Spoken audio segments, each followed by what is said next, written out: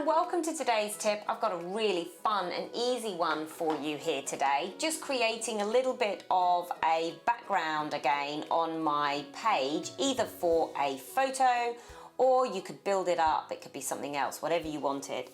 I'm just going to add a little bit of colour to sit behind this image that I've got here. Just going to dry that off.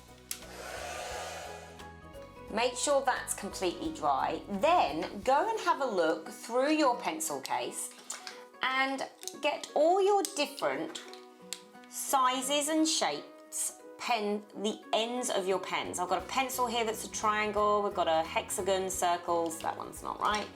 And then get your Versamark watermark stamp pad and dip them in, and then just dot them around. Now it won't be perfect, but it will look cool.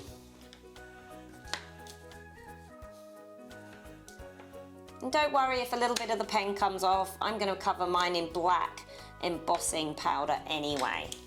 Some of the ones, that are really, really light, make sure you just give it a little twizzle. And that little twizzle will just make sure it's being transferred onto your page. Now this one creates quite a good sort of beehive effect, if I can get it right. I don't think I can, but anyway, I'll just have that situated behind there. Now, cover it in your embossing powder. Hopefully they haven't dried off too much.